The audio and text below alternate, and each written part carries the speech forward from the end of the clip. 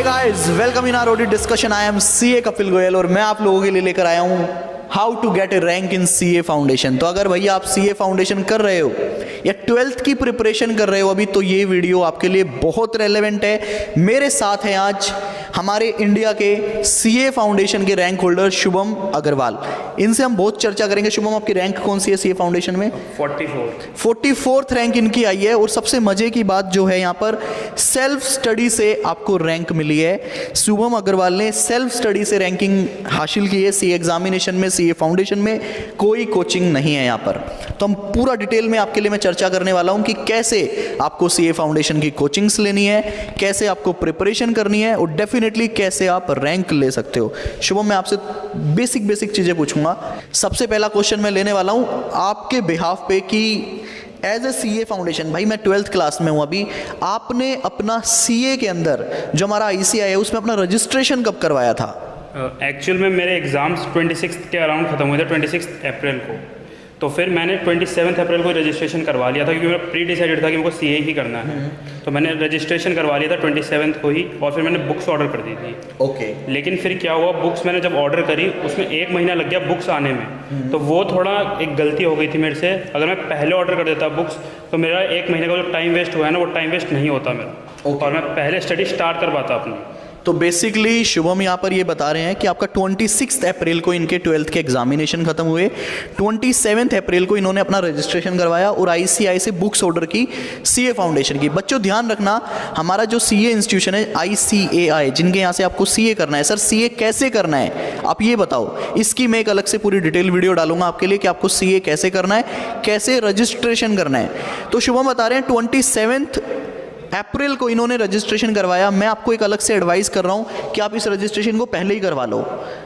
करवा सकते हैं? करवा सकते आप। हाँ, उसके लिए 12th का एडमिट कार्ड चाहिए होता है बस हमें। आप जैसे ही आपका 12th का एडमिट कार्ड आता है आपके पास, आप अपने पापा को बोलो, मार्केट में ऑनलाइन रजिस्ट्रेशन हो जाता है, तो किसी भी वो वाईफाई वाले के पास जाएंगे, वो उसको 50-100 रुपये देंगे, ठीक है। साइबर कैफ़े जाएंगे, 50-100 रुपये देंगे, आपका 12th के एडमिट कार्ड के बेस पे आपका रजिस्ट्रेशन हो जाएगा। आप आराम से फोकस करो अपने 12th के एग्ज़ाम के ऊपर। इसी के साथ एक और काम करना है आपको, वो ये कि आपको जो अपनी फाउंडेशन की बुक्स हैं वो पहले ही ऑर्डर कर लेनी है, जैसे ही आपका रजिस्ट्रेशन हो या साथ साथ। अगर आप साथ साथ करते हो तो आपको अलग से पैसे देने पड़ेंगे। अगर आप रजिस्ट्रेशन कर लेते हो तो आपको एक की मिलता है, तो आपको बुक्स के पैसे नहीं लगते, राइट? यस। तो आपको क्या करना है, अपना रजिस्ट्रेशन बच्चा बहुत पहले ही करवा लेना है, ताकि आपका वो 1-1.5 महीना जो शुभम का वेस्ट हो गया था वो आपका नहीं होगा। जैसे ही आपके एग्जाम खत्म होंगे, you can start your preparation. अब मैं शुभम से दूसरा क्वेश्चन पूछ रहा हूं आपके बिहाफ पे। बहुत इंपॉर्टेंट डिस्कशन था ये जो हमने किया कि किस पॉइंट ऑफ टाइम पे आपको रजिस्ट्रेशन करना है, किस पॉइंट ऑफ टाइम पे आपको अपनी बुक्स ऑर्डर करनी है। दूसरा क्वेश्चन सीए फाउंडेशन स्टूडेंट के पॉइंट ऑफ व्यू से कि मैंने बच्चों को पहले ही बता दिया कि आपने सेल्फ स्टडी की है। एक 12वीं क्लास का बच्चा कैसे डिसाइड करे कि उसे सेल्फ स्टडी करनी है या कोचिंग्स लेनी है? तो आपने क्या क्या कैलकुलेशंस की, क्या क्या आपने किया, आप वो बताइए कि आपने किस बेस पे डिसाइड किया कि भैया मैं तो खुद से पढ़ने वाला हूँ, सेल्फ स्टडी करने वाला हूँ। मैंने सिलेबस को सबसे पहले मैंने सिलेबस को रिव्यू करा।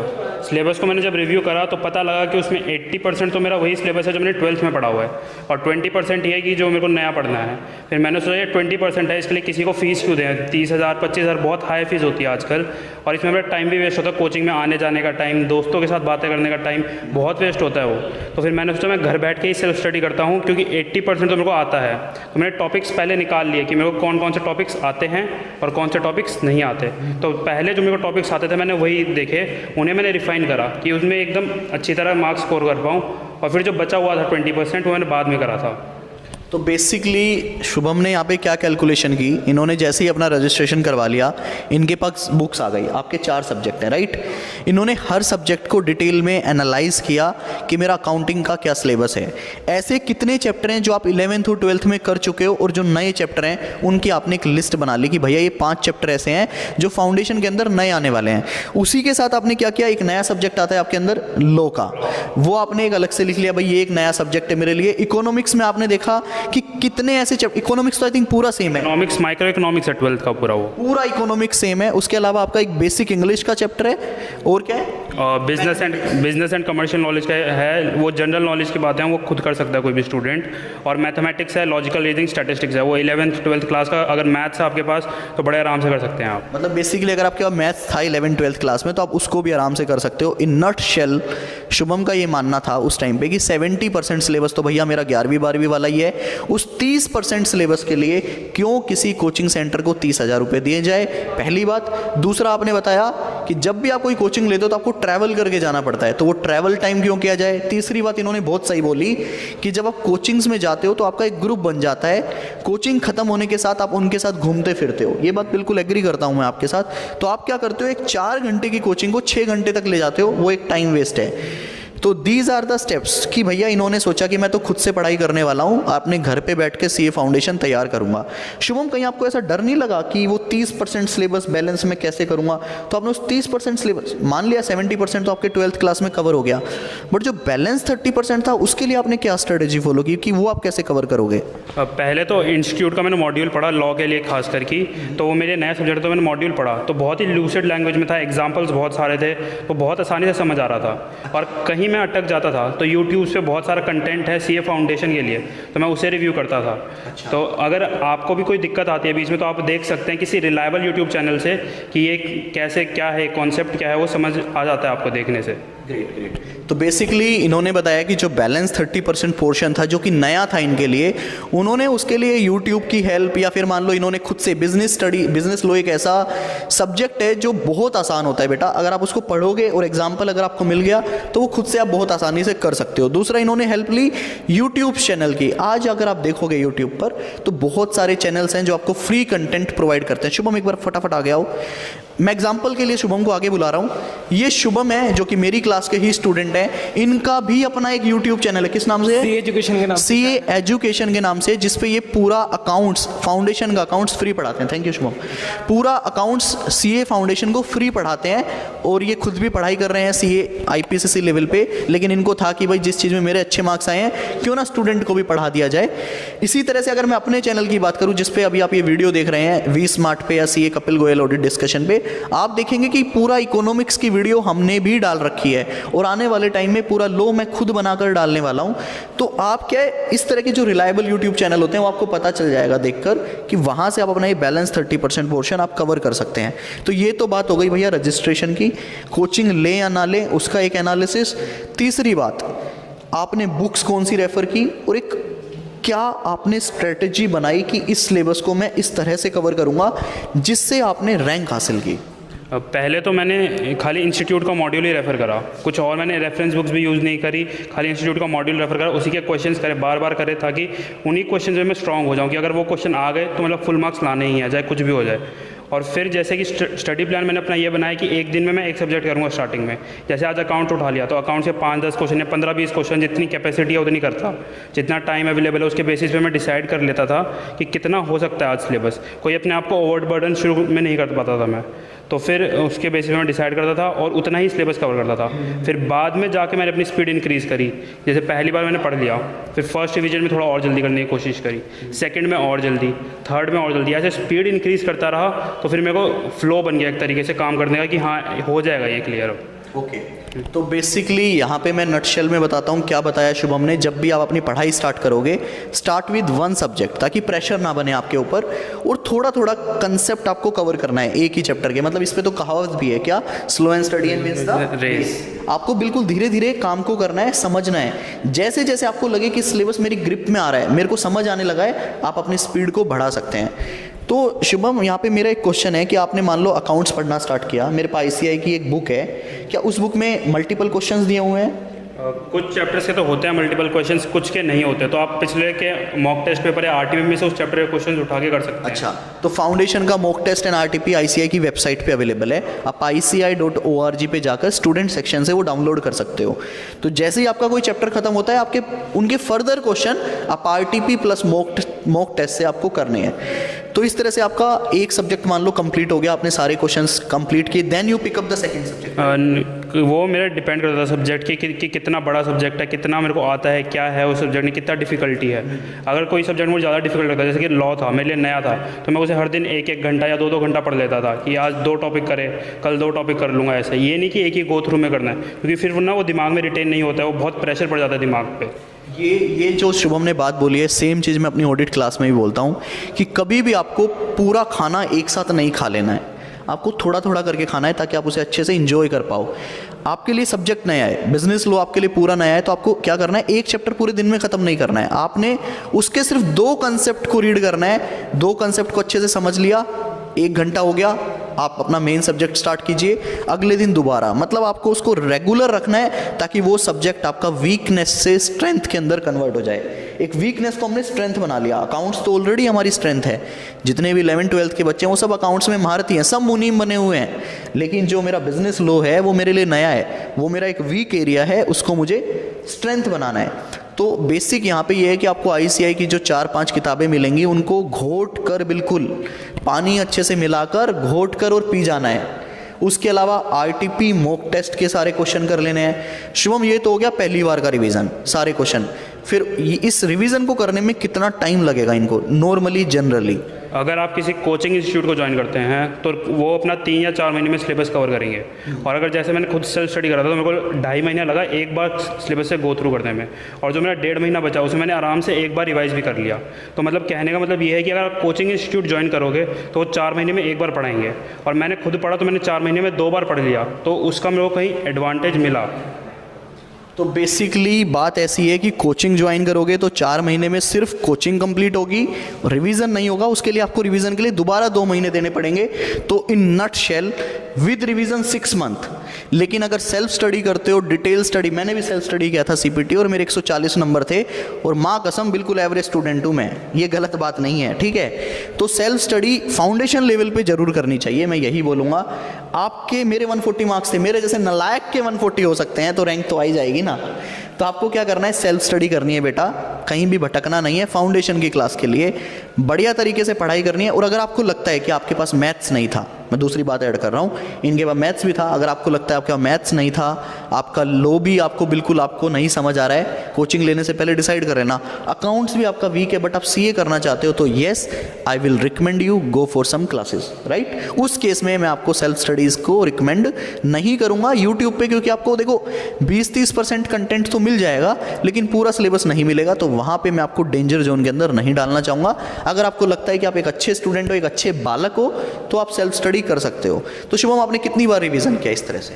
रिवीजन मैं करता रहता था जब तक मेरा टाइम जो है ना उस सब्जेक्ट को करने का एक दिन में ना कन्वर्ट हो जाए, क्योंकि जब एग्जाम 2 एग्जाम के बीच में हमें 1 दिन मिलता है, तो हमें 1 दिन में वो पूरा सब्जेक्ट रिवाइज करना है। तो मैं रिवीजन करता रहता, चाहे जितना भी टाइम लगे, चाहे 10 हो 12 हो, जितनी मर्जी हो, जब तक वो टाइम 1 दिन में ना हो जाए ना, तब तक करते रहो रिवीजन। अच्छा, करते रहो। तो बेसिकली आपने कितनी बार कर लिया होगा इस तरह से? मैं जहाँ तक मुझे याद है, ध्यान ही नहीं है सर, पेल दिया जितनी बार पेलना था, हमने तो मार मार के गिने ही नहीं। तो मतलब आपने 8-10 बार तो कर ही लिया होगा। 10 बार, हाँ, आराम। 8-10 बार रिवीजन कर लो, रैंक पक्की, ठीक है। कुछ और जो आप इनको स्पेसिफिक सब्जेक्ट वाइज कुछ भी कोई मैसेज देना चाहो, क्योंकि वहाँ जो बच्चा देख रहा है ना, वो एक तो है 11th क्लास के अंदर, एक बच्चा है 12th क्लास के अंदर, एक ऐसा है जो भी फाउंडेशन कर रहा है। तो तीनों बच्चों को आप क्या मैसेज, कुछ आपके हिसाब से जो उनको ध्यान रखना चाहिए?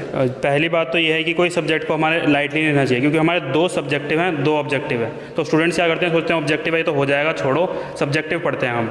तो ऑब्जेक्टिव में ऑब्जेक्टिव सब्जेक्ट बल्कि स्कोरिंग होता है, उसमें 90-95 आराम से आते हैं, बल्कि 99-100 भी देखे मैंने बच्चों के, तो आराम से आते हैं। अब सब्जेक्टिव सब्जेक्ट्स में बच्चे क्या करते हैं, वही पढ़ते रहते हैं पूरे दिन और सोचते हैं ऑब्जेक्टिव मैं 1 दिन पहले कर लूँगा, हो जाएगा। और कई बच्चे सोचते हैं कि जैसे मैंने मैथ्स 12th में था मेरे पास, तो मैथ्स क्या करना पड़ के छोड़ देते हैं, हो जाएगा 1 दिन पहले कर लूँगा, 2 दिन पहले कर लूँगा। नहीं होता वो मैथ्स, उसका फ्लो जब तक नहीं बनेगा वो सब्जेक्ट नहीं होगा तुम्हारे पास से। और क्या होता है कि कई स्टूडेंट्स सोचते हैं कि मेरे पास 12th में मैथ्स नहीं थी तो मैं CA में आऊँ, भाई आराम से हो जाएगा मैथ्स। आराम से, मेरे पास भी मैथ्स नहीं था, यहाँ पे ऐड ऑन कर देता हूँ। शुभम, मेरे पास 11th में मैथ्स था, मैं सितंबर में ही फेल हो गया 13 नंबर थे मेरे, मैंने तब मैथ छोड़ दिया था, तो मेरे पास भी मैथ्स नहीं था और आज सीए हूँ, सीए कपिल गोयल, और ऑडिट पढ़ाता हूँ आप लोगों को।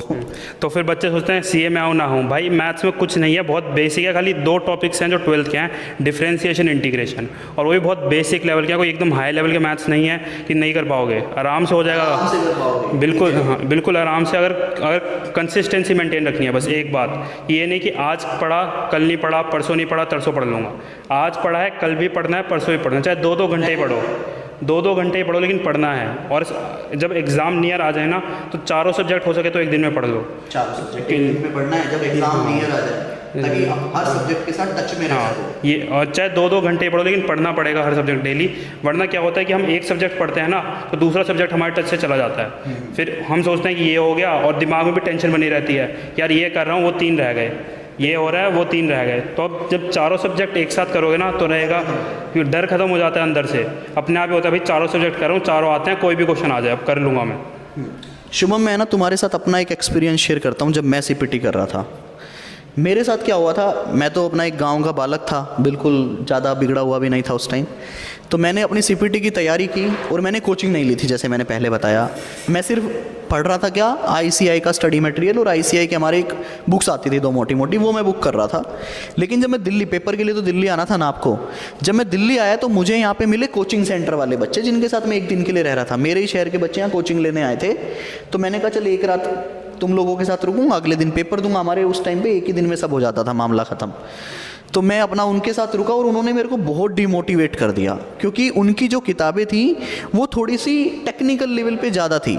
उनके जो किताबों में क्वेश्चन थे वो मान लो मैंने नहीं पढ़े हुए थे, तो उन्होंने सोचा चलो आपस में डिस्कस करते हैं, और उन्होंने मुझसे 2-4 क्वेश्चन पूछ लिए और मैं उनका आंसर नहीं कर पाया। तो मुझे लगा यार ये तो बड़ी दिक्कत है मेरे साथ, मैं तो पेपर में पास नहीं होऊंगा। और वो एक रात उन्होंने मेरे को, मतलब बच्चे 11वीं-12वीं का बच्चा, उसमें दिमाग भी नहीं होता कि इस रात को इस तरह की बातें नहीं करनी चाहिए। उन्होंने इवन मेरे को उस टाइम पे ये बोल दिया था कि तू तो फेल ही होगा, तेरे को तो कुछ आता ही नहीं। मैं इतना डिमोटिवेट हो गया था कि मैंने सोचा कि इन्होंने तो बोल दिया फेल होऊंगा और अब तो मेरे को पढ़ना भी नहीं चाहिए। मैंने उस रात से लेकर अगले दिन पेपर तक कुछ पढ़ाई नहीं की, ये सोच के कि भाई मेरे को तो कुछ आता नहीं, मुझे तो सिर्फ आईसीआई का मटेरियल आता है, और आईसीआई के पेपर के लिए आईसीआई का मटेरियल बेकार है। और मैं पेपर में चला गया। वो तो चलो खुदा ना खास्ता भगवान ने 11th 12th में अच्छी मेहनत की हुई थी, उसकी वजह से हम पास हो गए, लेकिन अदरवाइज़ मेरे को लगता है कोई नॉर्मल बच्चा होता मैं फेल हो जाता। अब तो मुझे ये बताओ कि इस तरह की बातों को सुनना चाहिए कोई बोले, या इस तरह के इन्वायरमेंट से दूर रहना चाहिए? ऐसा इन्वायरमेंट हर, मतलब सीए के लिए नहीं, किसी भी कोर्स के लिए बेकार होता है कि जब आपको डीमोटिवेट करे पूरा इन्वायरमेंट। मतलब कोई भी अगर आपको बोले ना कि किसी टीचर की बुक पढ़नी है या ये पढ़ना है, तो भैया उनसे दूर रहो। उनको आप ये बोलो कि आप पढ़ो, मुझे आईसीआई का पेपर देना है और मैं आराम से पास हो जाऊंगा। अब मैं एक बार शुभम को बुलाता हूँ, I think he wants to add on something. तो दोनों का ही नाम शुभम है, क्या बात है। हाँ जी शुभम, बताओ। तो गाइस देखो, जैसे मैंने सर ने अभी बताया कि मेरा चैनल है, और ये चैनल अराउंड 1.5 साल पुराना है सर। अब इस 1.5 साल में बहुत सारे बच्चों से इंटरेक्ट करते हैं, हर बच्चा अपना दुखड़ा सुनाता है, टू बी वेरी फ्रैंक, ठीक है। तो अब जैसे आपने बताया कि कोचिंग नहीं लेनी चाहिए क्योंकि वो 4 महीने में एक बार पढ़ाते हैं फाउंडेशन लेवल पे। इंटर लेवल पे बेटा सिलेबस बहुत एडवांस, वो अलग चीज़ है, वो अलग चीज़ है। अगर आप बहुत ही हाई क्लास और हाई आपका इंटेलेक्चुअल लेवल बहुत ऊपर है तो आप सेल्फ स्टडी कीजिएगा। अदरवाइज मैं इंटर और फाइनल लेवल पे बोलता हूँ कि आपको कोचिंग्स लेनी चाहिए। ऑडिट कपिल गोयल पढ़ाते हैं, ध्यान रखना है, ठीक है। तो सर मैं जनरली क्या देखता था, बच्चे आते थे क्लास, पेपर आने से 15 दिन बचे हैं, वो कह रहे हैं हमारा सिलेबस नहीं ख़त्म कराया कोचिंग वालों ने अभी तक। ये हाँ, मतलब ऐसा हो सकता है कुछ जगह। ये चीज़ आप बहुत समझ के चलना। अगर आप कोचिंग के लिए जाते हो तो रिलायबल कोचिंग होनी चाहिए भैया। उनसे पूछ लेना, कसम खा के बोलो कितनी तारीख को सिलेबस ख़त्म करोगे, मतलब एक एक्सपेक्टेड डेट। हाँ, और पेपर से 3 महीने पहले तो होना चाहिए आपका सिलेबस ख़त्म, 3-4 महीने पहले।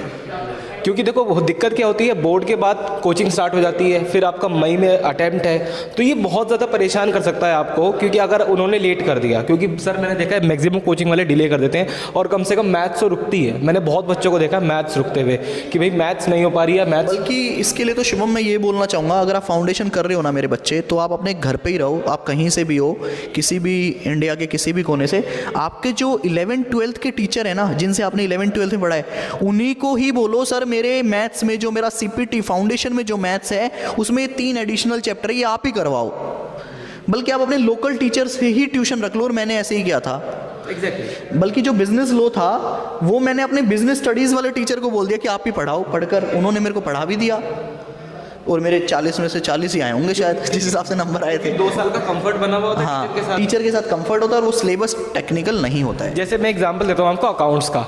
आपने 12th में एक टीचर से अकाउंट्स तो पढ़ी होगी ना, कोचिंग तो ली होगी, तो जाहिर सी बात है उस टीचर को जॉइंट वेंचर, कंसाइनमेंट, इन्वेंट्री, इस सब की टेक्निकल नॉलेज होगी, वो आपको 2 मिनट में पढ़ा देगा ये चैप्टर।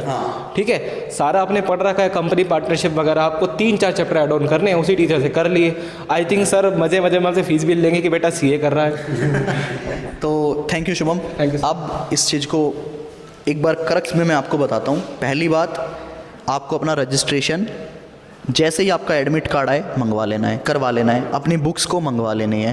पेपर ख़त्म होते ही पढ़ाई स्टार्ट कर देनी है, लेकिन पहले पूरे सब्जेक्ट को देख लेना है, उसके अंदर क्या क्या है, और एक लिस्ट बना लेनी है कि आपके सिलेबस में क्या नहीं कवर हुआ और उसको आप कैसे कवर करने वाले हो। ठीक है, सबसे पहले तो यहाँ पे मैं एडवाइस यही करूँगा कि आप सबसे पहले उसी सिलेबस को कवर कर लो, पर्सनल ट्यूशन्स लगाकर या जैसे भी। उसके बाद 4th स्टेप, एक सब्जेक्ट उठाओ, उसको डेली बेसिस पे करो। उसके साथ जो आपका वीक पोर्शन है, जो वीक सब्जेक्ट है, उसको उठाओ, 1-1 घंटे करो। चैप्टर खत्म हुआ, ICAI का मॉक टेस्ट, RTP सब खत्म कर दो। रिवीजन करते जाओ, करते जाओ, करते जाओ, करते जाओ, गिनो मत।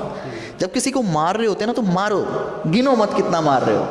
ठीक है, और शॉर्ट नोट्स बनाओ आप जितने बना सकते हो। टेस्ट सीरीज, ICAI के मॉक टेस्ट आते हैं इसमें। ICAI खुद टेस्ट सीरीज ऑर्गेनाइज करता है, मैंने भी टेस्ट सीरीज ज्वाइन करी थी। ICAI की टेस्ट सीरीज, बेटा लिख लो, ICAI की टेस्ट सीरीज जरूर ज्वाइन करनी है।